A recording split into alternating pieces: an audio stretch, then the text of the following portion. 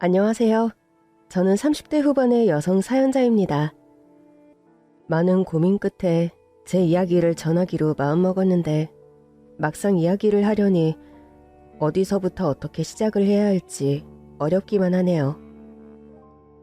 이제 곧 마흔을 바라보는 인생의 짧다면 짧은 이야기일 수도 있지만 저에게는 무척 길고 어려운 이야기이거든요. 어린 시절 저는 사업을 하시는 부모님 덕분에 유복한 환경에서 부족함 없이 자랐습니다. 그때는 참 행복했던 시절이었어요. 자식들을 위해 뭐든 해주시려던 다정하신 부모님과 말썽쟁이 남동생까지 저희 네 식구는 별 걱정 없이 화목한 가정이었습니다. 부모님의 사랑을 듬뿍 받으며 자랐던 저는 그런 부모님을 실망시켜드리지 않기 위해 열심히 공부하며 모범적인 학생이 되었어요.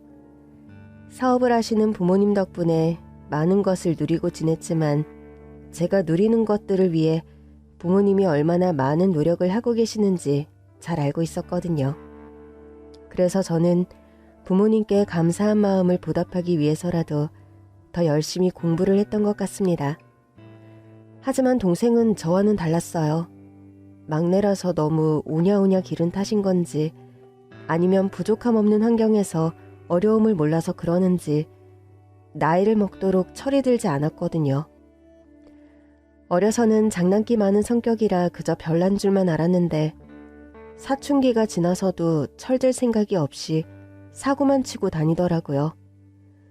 중고등학교 시절에는 어쩌다 질 나쁜 아이들을 사귀었는지 자꾸 부모님의 기대와 어긋나는 행동을 하곤 했었죠. 그렇게 남동생은 모범생이었던 저와 달리 학교에 문제아로 자랐고 위험한 짓을 하며 부모님 속을 뒤집기도 여러 번이었습니다. 동생 때문에 힘들어하시는 부모님을 봐온 저는 그런 동생을 이해하지 못했고 한때는 그런 동생을 미워하고 원망하기도 했었어요. 하지만 그래도 하나뿐인 동생이니 어떻게 할 수도 없고 부모님과 저는 동생이 제발 철들기를 바랄 뿐이었죠. 그렇게 동생이 사고치고 다니던 와중에도 저는 희망하던 대학 입시에 성공하며 대학생이 되었습니다. 열심히 노력한 덕분에 바라던 바를 이루었던 저는 대학에 들어가서도 착실히 공부하겠다며 보람찬 대학 생활을 기대했어요. 그러면서 틈틈이 부모님을 도와드리기도 했었죠. 당시 저희 부모님께서는 파주에서 전기장판을 생산하는 공장을 운영하고 계셨는데 생산 공장은 늘 일손이 부족한 탓에 물량이 많아 바쁠 때면 부모님까지 야근을 하셔야 했거든요.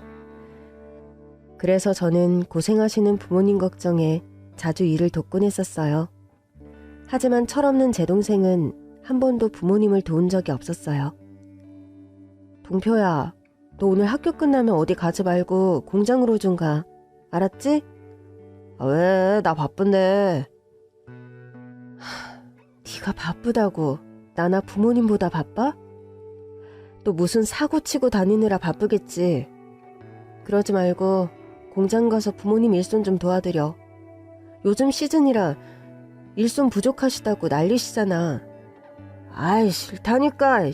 그렇게 걱정되면 누나가 가서 도와드리든가. 누나 내일 시험 있어서 공부하느라 바빠서 그래. 그러니까 네가 누나 대신 좀 가서 도와드려. 응? 몰라. 나 바쁘니까 그렇게 걱정되면 누나가 가던가. 알아서 해. 늘 부모님을 도와드리던 저도 그날은 다음날 있을 시험 때문에 공장을 찾지 못했습니다. 그래서 대신 고3이면서도 공부할 일 없는 동생을 보내려 했지만 동생은 놀기 바쁘다며 제 말을 무시했어요. 결국 제가 일을 일찍 끝내고 도와드리러 가야겠다 생각했죠. 하지만 열심히 공부를 하다 보니 시간이 그렇게 지난 줄 모르고 어느새 밤이 되어버렸습니다. 그리고 그러던 중 경찰로부터 믿을 수 없는 전화를 받게 되었어요. 경찰은 저희 부모님 공장에 크게 사고가 났다며 제게 병원으로 가보라 했습니다. 전화를 받자마자 곧바로 병원으로 향한 저는 부모님이 무사하시기를 바랐지만 제가 다시 보게 된 것은 이미 차게 식은 부모님의 시신이었어요. 부모님과 직원 몇 분이 늦게까지 공장에서 일을 하시던 중에 공장에 불이 나며 다들 빠져나오지 못하고 그만 연기에 질식되어 공장 내에서 사망하시게 되었던 거죠.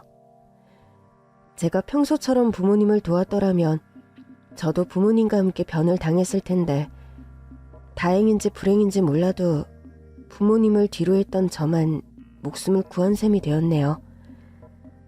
덕분에 저는 부모님을 잃은 슬픔과 혼자 살아남은 죄책감을 함께 느껴야 했습니다. 하지만 저는 슬퍼할 여유도 없었어요.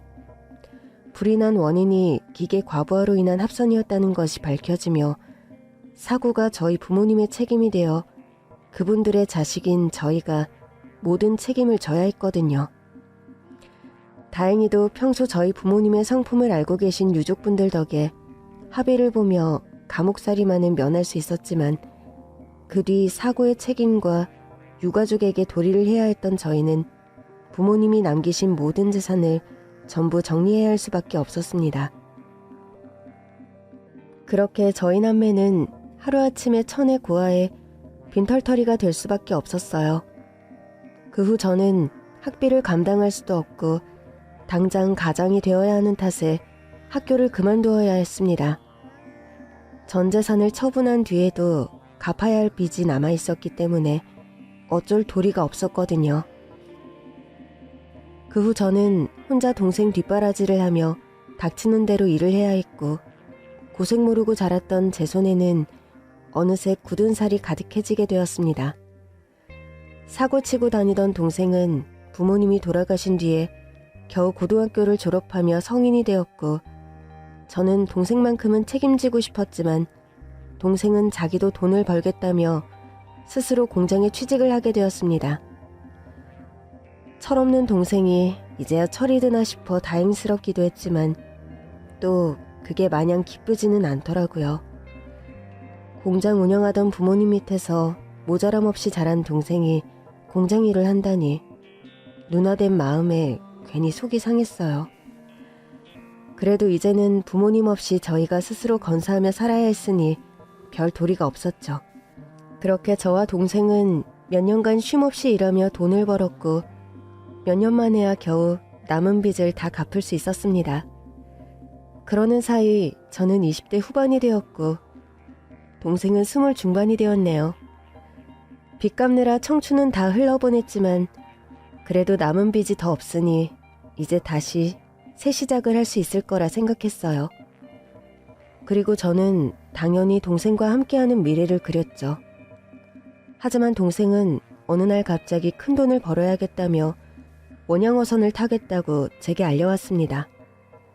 그 말에 동생이 걱정되었던 저는 동생을 뜯어말렸어요. 부모님도 하루아침에 사고로 잃은 마당에 동생에게까지 위험한 일을 시킬 수가 없었거든요. 하지만 동생은 저의 만류에도 불구하고 기어이 배를 타게 되었습니다. 그것도 제게 작별 인사도 없이 어느 날 배를 탄다는 쪽지 한 장만 남겨두고 떠나버렸더라고요. 아마 동생도 부모님을 잃은 일에 책임감을 느끼고 있었던 것 같아요. 그래서 이제는 자기가 우리 집을 일으켜 세우겠다며 동생은 큰 돈을 벌어 성공해서 돌아오겠다며 떠났습니다. 그리고 그 뒤로 동생과 오래도록 소식이 끊기게 되었죠. 저는 동생이 걱정되어 어떻게든 동생의 소식을 알아보려 했지만 동생은 배를 타고 나간 뒤로 한국으로 돌아오지 않고 제게 연락도 주지 않았어요. 저는 동생이 어딘가에서 잘 살아있기만 바랄 수밖에 없었고 그 사이 저는 남편을 만나 결혼을 하게 되었습니다.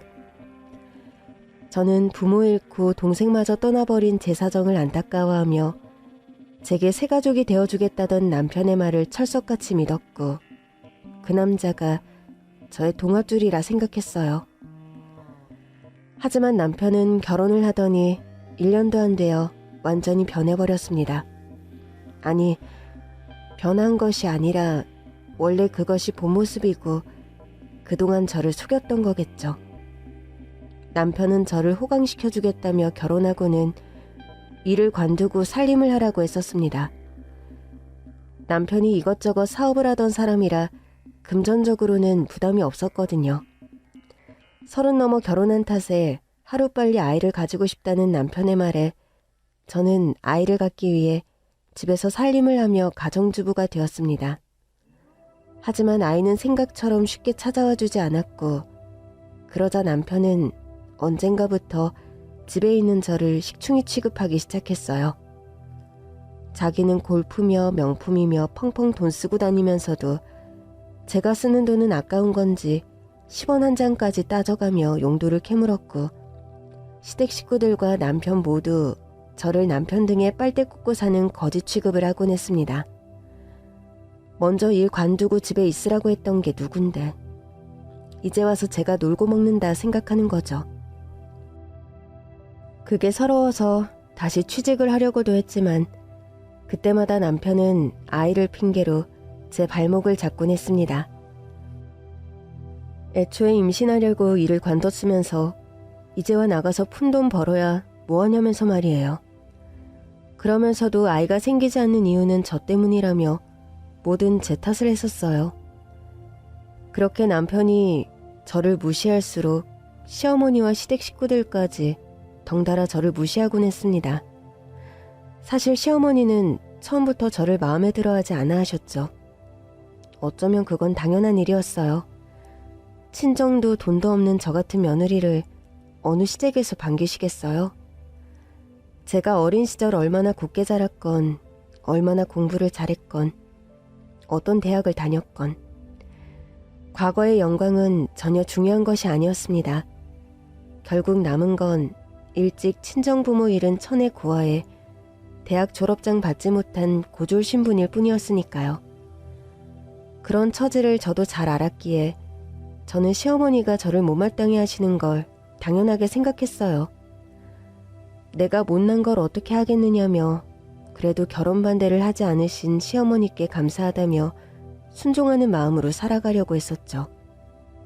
그래도 결혼 당시에는 남편이 저를 사랑한다고 믿었고 그런 남편이 끝까지 제 편이 되어줄 거라 생각했으니까요. 하지만 남편은 마치 씹던 껌이 단물이 빠져 뱉고 싶은 것처럼 저를 하찮게 여겼고 결국 저는 남편의 무시와 시댁의 괴롭힘에 점점 지쳐갈 수밖에 없었습니다. 그럴 때마다 저는 소식 끊긴 동생 생각이 간절했죠. 한때는 믿기도 했지만 그래도 결국 제 걱정해줄 가족은 동생 하나뿐이라는 생각이 들더라고요. 결혼을 하면 남편이 가족이 되어줄 줄 알았는데 그게 아니라는 걸 알았으니 더 핏줄이 끌렸던 것 같아요. 부모님까지 돌아가시고 피나는 식구는 동생 하나였던 탓에 이제는 제가 믿을 사람은 동생밖에 없다는 생각이 들더라고요. 하지만 그런 동생은 돈 벌겠다며 원양어선 타고 떠난 뒤로 수년째 감감무소식이었고 저는 동생을 기다릴 수밖에 없었습니다. 기댈 구석이라도 하나 있었더라면 이 고생을 견디고만 있지는 않았을 텐데 싶어 연락 없는 동생이 원망스럽기도 했지만 그러면서도 한편으로는 동생이 무사히 살아있을지 잘 지낼지 너무나 걱정스러웠어요. 그렇게 하나뿐인 동생 걱정에 잠 못 이루던 동안에도 저는 모진 시집살이를 버텨야 했습니다. 무관심한 남편에 나를 무시하는 시댁 식구들까지 저의 결혼 생활은 내내 괴롭고 불행하기만 했어요. 저를 못마땅해 하시는 시어머니는 틈만 나면 저를 불러 일을 시키기 바쁘셨고 그 옆에서 못된 시누이보다 못된 형님께서는 그런 시어머니를 더 부추겨 저를 괴롭게 하곤 했었죠. 그 덕에 시집가서 지금까지 시댁의 모든 굳은 일은 전부 제 차지였습니다. 전업주부인 건 형님이나 저나 마찬가지인데도 형님은 친정 있고 든든한 남편이는 탓에 시댁에서 손에 물 한 방울을 묻히지 않았거든요. 동서, 아직 멀었어?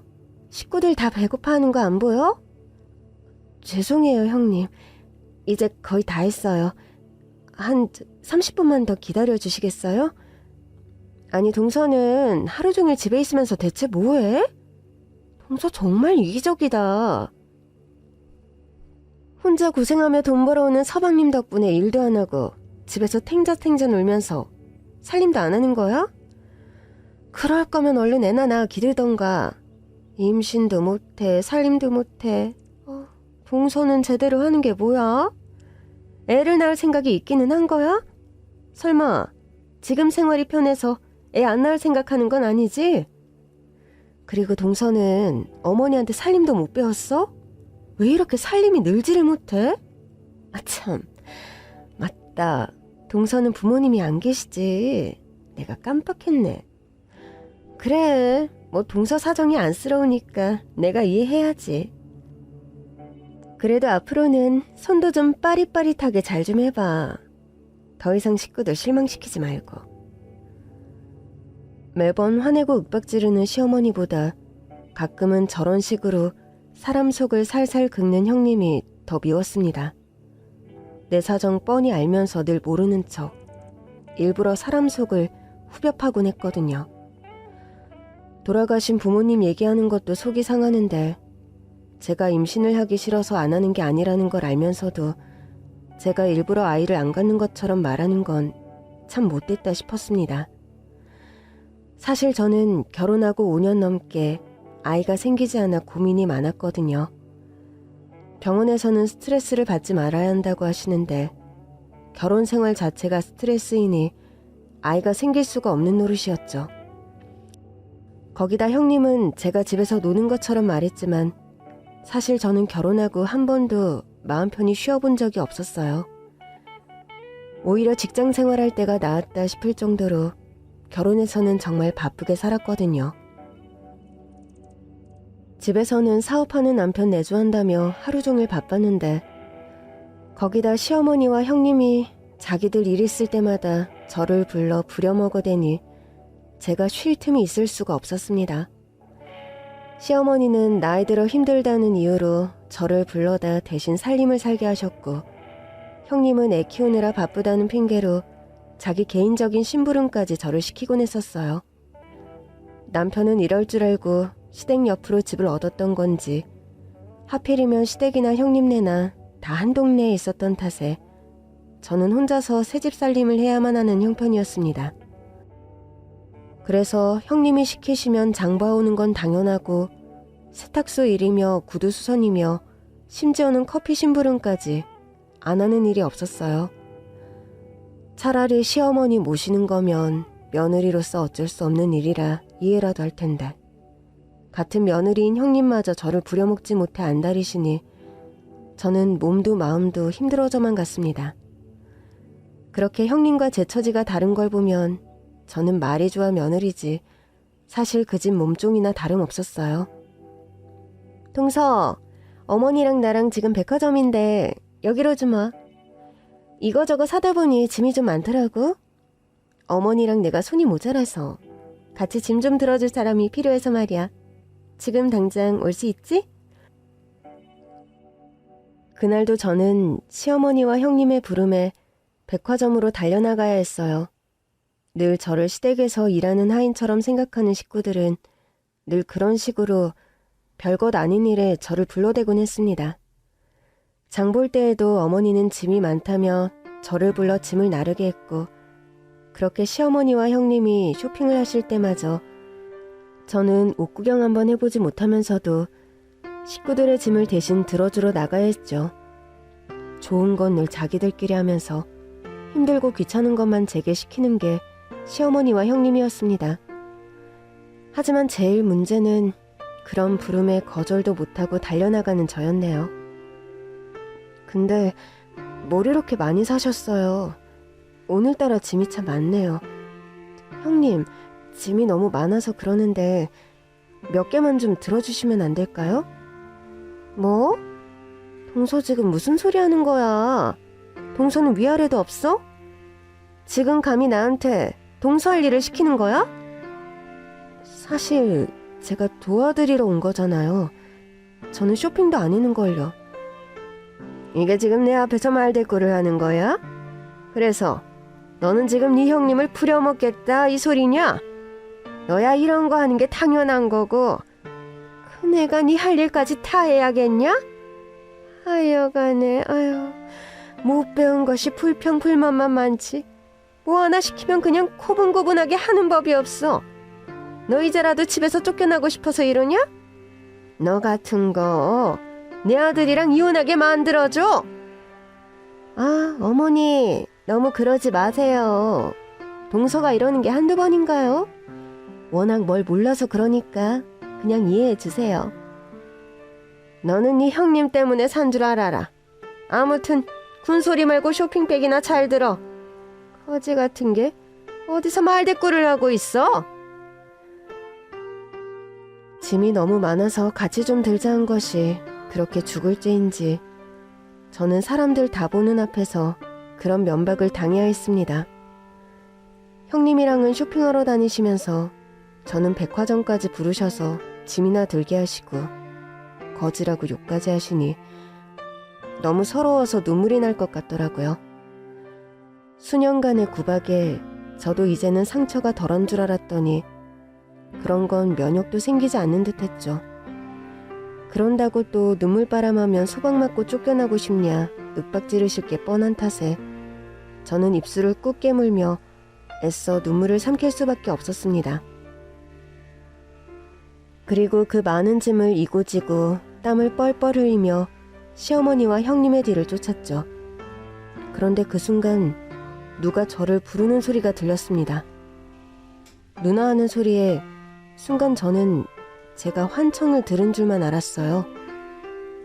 나를 누나라고 부를 사람은 내 동생밖에 없는데 그런 동생은 오래전 원양어선 탄다며 집을 나간 뒤로 여태 소식이 없었으니 이제 와서 누가 저를 누나라고 부른다고 해서 동생 생각이 날 리가 없었습니다.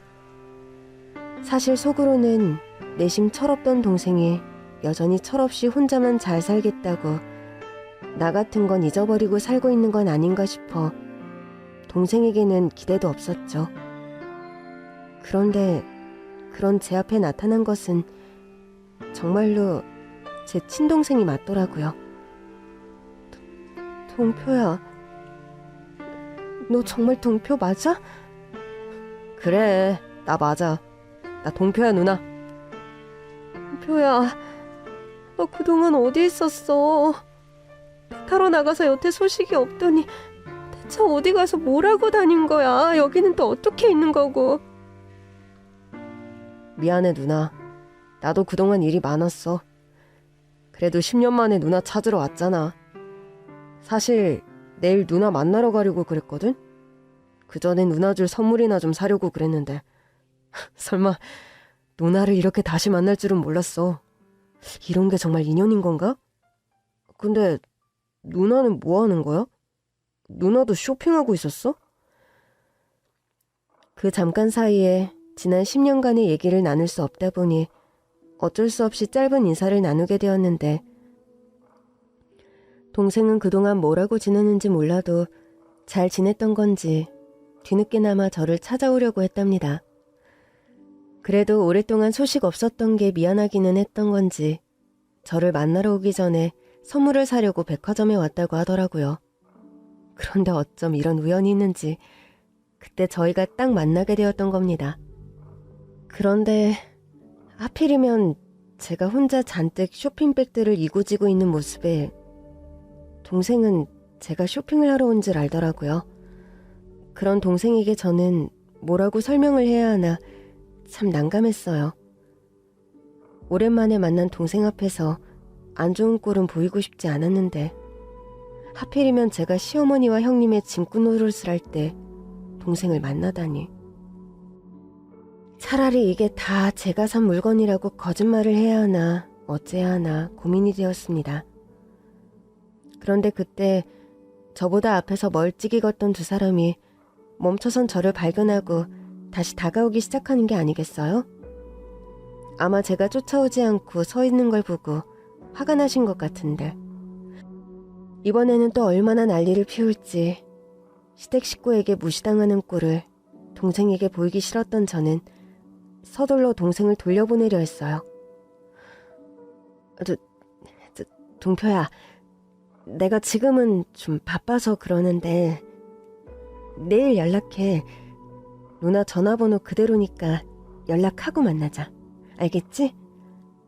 누나, 이렇게 우연히 만난 것도 반가운데 벌써 헤어지자고? 그냥 같이 얘기 좀 하면 안 돼? 막상 10년 만에 누나 보니까 나는 발이 안 떨어지는데? 지금은 내가 사정이 있어서 그래. 나 짐도 너무 많고. 아무튼 지금은 안 돼. 내일 연락 줘. 알겠지? 누나, 그럼 내가 짐이라도 옮겨줄게.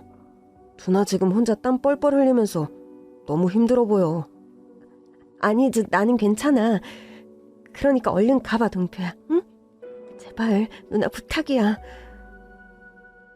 10년 만에 만나서 회포를 풀 생각도 없이 자신을 보내려는 저의 행동이 동생에게도 이상하게 보였겠죠. 그래서인지 동생은 나중에 보자는 제 말에도 자꾸만 저를 돕겠다며 자리를 피하지 않았고, 그 바람에 결국 시모와 동서가 제 코앞까지 다가오고 말았습니다. 동생 앞에서만큼은 보이고 싶지 않았던 저의 굴욕을 결국 동생에게 보이고 말게 된 거죠. 너 뭐 하는 거야? 짐 들고 잘 따라오라고 시켰더니 뭐 한다고 안 쫓아오고 여기 있어? 너 지금 내 말 안 듣고 민기적대고 있는 거냐? 아니에요, 어머니. 지금 가고 있었어요. 동서, 지금 노닥거리고 있었던 거야? 이 남자는 대체 누구야? 동서, 설마 꼴에 애인이라도 있었어? 뭐 애인? 아니 이것이 정신을 못 차리나? 감히 시어머니를 앞에 두고 네가 뒤에서 딴짓거리를 해? 그게 아니라요. 여기는 제 동생이에요. 친동생이요. 뭐? 동생? 너한테 동생이 있었어? 나는 동서한테 동생 있다는 소리 못 들었는데. 동서 설마 말도 안 되는 소리로 변명하려는 건 아니고? 아니에요. 정말이에요. 정말 제 친동생이에요. 그러고 보니 얘가 시집 오기 전에 지 부모는 다 죽고 동생 하나 살아있다고 했던 것 같기는 한데 그 동생이 어디 멀리 가서 연 끊겼다 그러지 않았어? 설마 너 그동안 네 동생이랑 이렇게 만나고 다녔던 거냐? 돈도 한 푼 못 버는 것이 설마 내 아들 돈 친정에 빼돌린 건 아니지? 그저 오랜만에 만난 동생과 잠깐 인사를 나누었을 뿐이었는데 그 잠깐의 광경을 목격한 시모와 형님은 제게 별소리를 다 했어요. 남자라는 이유로 뒤에서 바람을 피고 있는 거냐 하기에 동생이라 그랬더니 이제는 제가 그동안 동생을 몰래 만나고 있었던 건 아니냐며 제가 남편 돈을 뒤로 빼돌린 것처럼 의심을 하더라고요. 제가 뭐라고 제대로 설명을 하기도 전에 자기들 멋대로 오해하며 저를 몰아가는 걸 보니 한숨이 절로 나왔습니다. 이런 일이 생길까봐 동생을 빨리 보내려 했던 건데 결국 제 동생도 제가 시댁 식구들에게 어떤 취급을 당하는지 알게 되었잖아요. 다들 진정하세요. 저 진짜 동생 맞습니다. 제가 오랫동안 소식이 없어서 오해를 하시나 본데 저희 친남매 맞습니다. 그러고 보니 사돈어른 만나는 것도 처음이네요. 처음 뵙겠습니다. 이동표라고 합니다. 이동표? 이동표. 뭐 이름 들어보니 남매가 맞긴 맞는 모양이네. 근데 얘 결혼할 때도 본 적 없는 사돈 총각이 갑자기 어쩐 일이지? 어디 멀리 가 있었다 그러더니 백화점 돌아다니는 거 보면 그것도 거짓말인가? 아니에요, 어머니. 저희 동생은 멀리 배 타러 나갔었고 저도 못 만난 지 오래예요. 들어보니까 얘가 저 만나러 오겠다고 그래서 그 전에 선물 사러 왔다더라고요. 너는 입 다물고 있어. 내가 언제 너한테 물어봤니? 사돈 총각, 자네는 입이 없나? 왜 누나가 대신 말하게 하지? 그러는 사돈어른도 제 앞에서 누나한테 야 너 하시는 거 예의 아니신 것 같은데요. 그리고 언제 봤다고 저한테 반말하십니까? 제가 나이는 어리지만 서로 사돈이고 오늘 처음 본 초면인데 초면에 존친 정도는 쓰시는 게 사돈 간의 예의 아닙니까? 어쩌? 얘가 지금 뭐라고 하는 거야? 뭐? 사돈? 예의? 야, 나이도 어린 게 어디서 어른 앞에서 따박따박 말대꾸야? 사돈은 무슨 사돈? 네 누나가 내 며느리인 것 가지고 이놈이 내 사돈이라는 거야? 그래서 사돈 대접해달라 이거냐? 어머니, 저희 동생은 아무것도 몰라요. 그러니까 그냥 저한테 말씀하세요. 집에 돌아가셔서 저랑 얘기하세요, 예? 동서도 가만히 있어. 어머니 말씀하시는데 어디 말을 얹어? 이거 이제 보니까 남매가 둘 다 쌍으로 싸가지가 없구나. 동서, 이제라도 동생 관리 잘해야겠다. 그러게나 말이다. 하긴, 아휴, 애미애비도 없는 것들이 뭘 제대로 배웠겠어. 아휴, 이래서 부모 없이 자란 것들은 안 된다는 건데 내가 며느리 욕심을 너무 안 부렸지. 뭐라고? 당장 사과하세요. 나랑 우리 누나랑 우리 부모님한테. 당신이 함부로 입에 올릴 수 있는 그런 분들 아니니까 사과하라고요. 뭐야? 내가 니들한테 사과를 왜 해? 내가 못할 말 했니? 이렇게 나한테 난리 피는 것만 봐도 가정교육 수준 뻔하지. 니들이 엉망으로 사니까 니들 부모가 욕먹는 걸 니들 탓을 해야지 왜 나한테 화를 내니? 그러게 부모 욕먹이기 싫으면 찰 좀 하지 그랬어. 그리고 뭐? 뒤진 사람한테는 어떻게 사과를 하냐? 뭐 저승 찾아가서 인사라도 드릴까? 어머니, 됐어요. 저런 것들 신경 써서 뭐하나요? 동서 수준이야 원래 모르는 것도 아니었고 그 동생이라고 해봐야 똑같겠죠. 애초에 돈 벌려고 멀리 나갔었다면서요. 돈 버느라 고생하던 사람이 뭘 알겠어요? 차림새도 보아하니 어려운 것 같은데 그냥 거지 동냥한다 치고 넘어가 주세요, 어머니. 백화점에서 술 한 피워 좋을 것도 없잖아요? 뭐? 거지 동냥? 이것들이 지금 사람을 뭐로 보고 그딴 소리를 해? 당신들, 내가 가만히 안 둘 거야. 우리 누나한테 꼭 사과하게 만들 거라고. 그런데 이게 아직도 정신을 못 차리고 사돈 어른 앞에서 반말을 찍찍하고 있어. 너야말로 내가 가만히 안 둘 거야, 이 망할 놈아. 무례한 시모와 형님에게 동생이 화를 내자 그 모습에 화가 난 시어머니가 동생을 향해 손을 치켜 올렸습니다. 그러자 순간 어디서 장정들이 우르르 나타나더니 동생을 둘러싸기 시작했어요. 어디 숨어 있었는지도 모르게 갑작스럽게 등장한 남자들은 동생을 향해 폭력을 휘두르려는 시모를 단숨에 제압해버렸죠. 이것들은 뭐야? 당신들 뭐야? 뭔데 남의 손목을 잡아? 이거 안 놔? 저희 회장님께 폭력을 가하는 순간 당신도 무사하지 못할 겁니다. 이건 또 무슨 개소리야. 회장이고 나발이고 모르겠고 내 손이나 놓으라고. 이것들이 감히 내 몸에 손을 대? 누가 회장님이라는 거예요? 당신들은 누군데 힘없는 노인을 잡고 이래도 되는 거야? 어? 당신들 다 신고할 거야.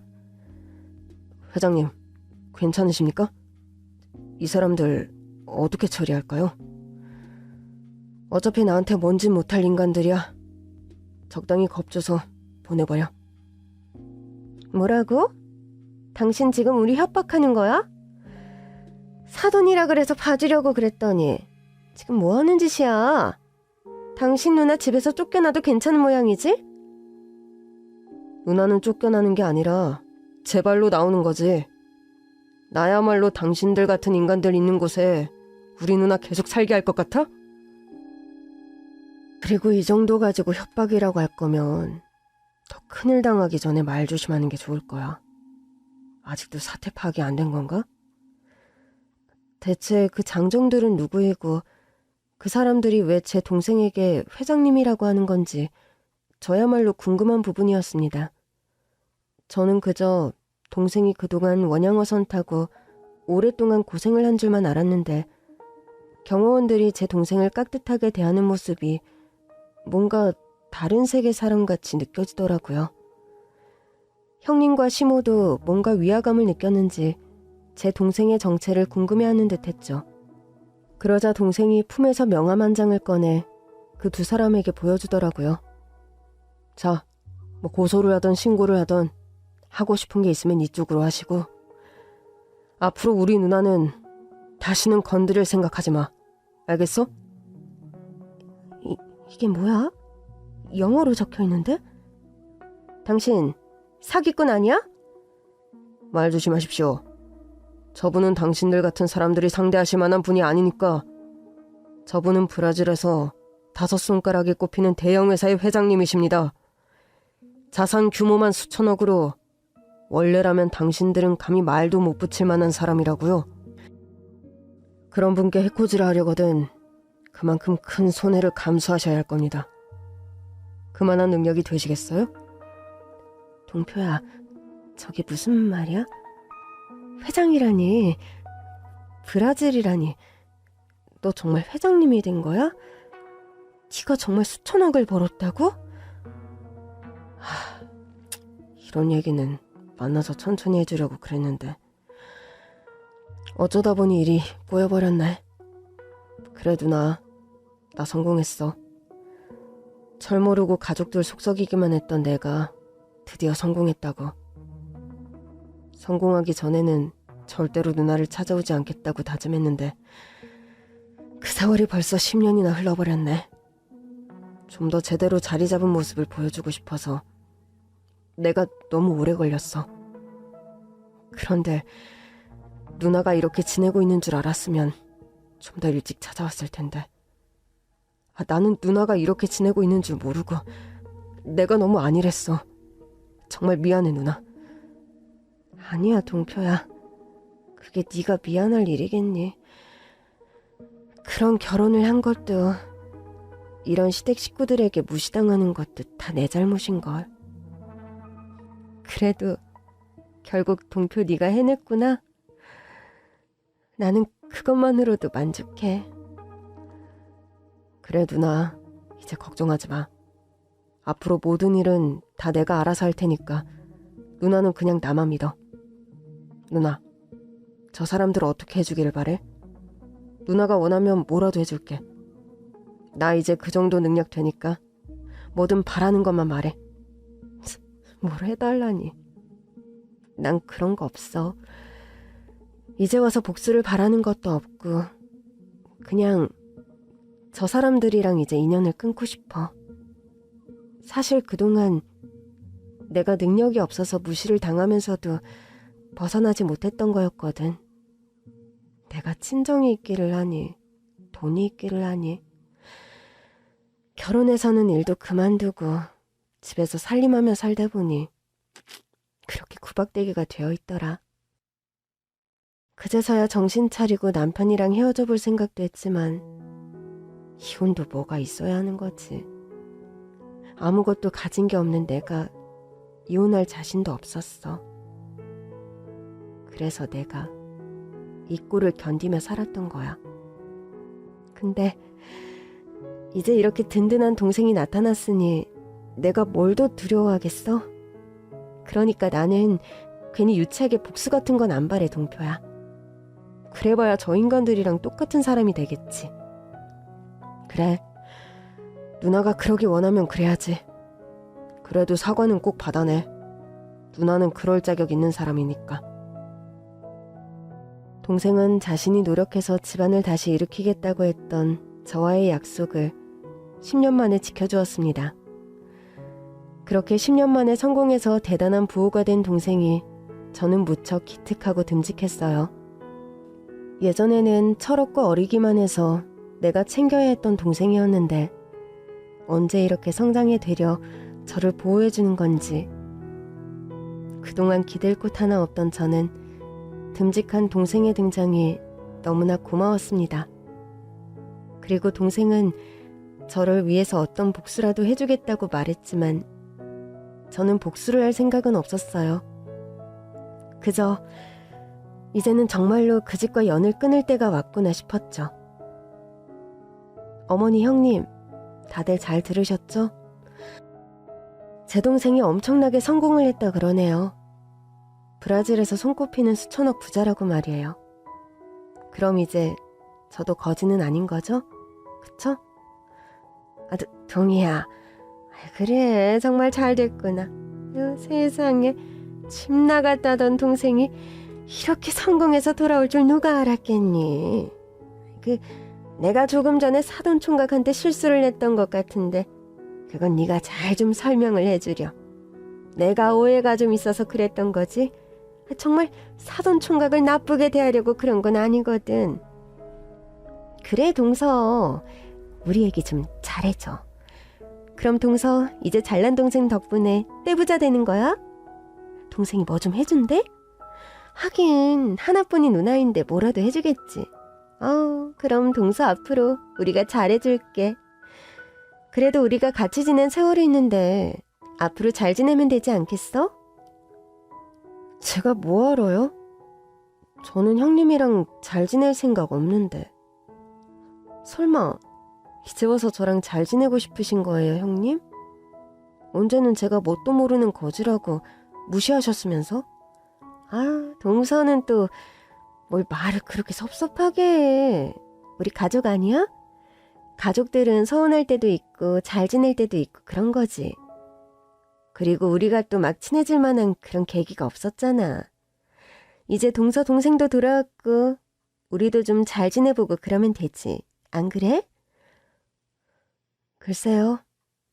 그러기엔 제가 당한 게 너무 많지 않아요? 제가 기억상실증이라도 걸렸으면 모르겠는데 제가 너무 기억력이 좋네요. 어쩌면 형님은 기억 못하실지 모르겠지만요. 내가 미안하다. 내가 나이를 먹어서 그런가? 며느리들을 편히 생각해서 그런 거지. 너한테 악감정은 없어. 내가 정말 너를 미워했으면 진작 이혼시키고 내보내지 않았겠니? 그래도 갈 곳 없다는 너를 받아준 건 우리 아니냐? 글쎄요. 저는 잘 모르겠는데요. 오늘 일만 해도 그렇죠. 형님이나 어머님이 정말 저를 한 번이라도 가족으로 생각하셨으면 오늘 같은 일이 일어났을까요? 거지 같은 저는 쇼핑백이나 잘 들으라고 하셨잖아요. 보통은 부려먹을 때만 필요한 사람을 가족이라고 하지는 않죠. 그런데 이제는 입장이 좀 바뀌었네요. 수천억 자산가 입장에서는 당신들이 거지처럼 보이려나? 돈 얼마 있지도 않은 당신들도 그동안 나를 거지 취급하고 있었는데 이제는 내가 당신들 거지 취급해도 되겠죠? 그럼 한마디만 할게요.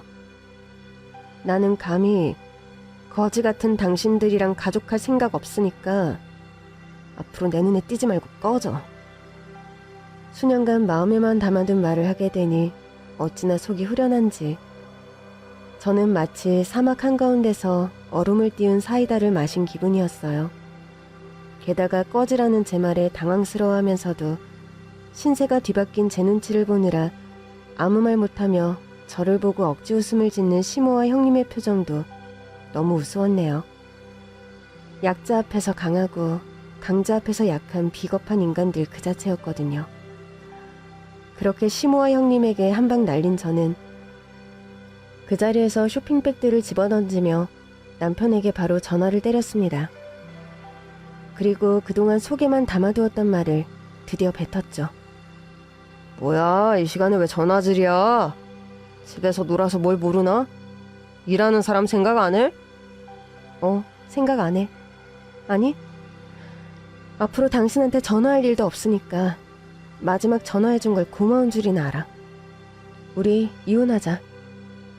나 당신이랑 이혼할 거야. 쉽게 합의 이혼하면 좋겠지만 당신 같은 인간이 합의 이혼해줄 리 없을 것 같으니까 당신도 소송 준비해. 이혼 서류는 내 쪽에서 보낼 테니까 당신은 늦지 말고 재판 나올 생각이나 해.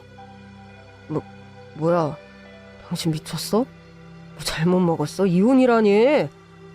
당신 이혼이 무슨 말인지는 알고 하는 소리야? 갑자기 왜 안 하던 짓을 하고 그래? 그래, 당신 좋을 대로 생각해. 근데 나는 지금 어느 때보다 맨정신이고 언제보다 멀쩡해. 내가 당신이랑 얼마나 이혼하고 싶었는지 알아? 그동안은 내가 못나서 너 같은 놈 만난 것도 내 업보라 생각하고 버티고 살았는데 이제는 그럴 필요가 없어졌거든. 그러니까 우리 하루라도 빨리 연 끊자.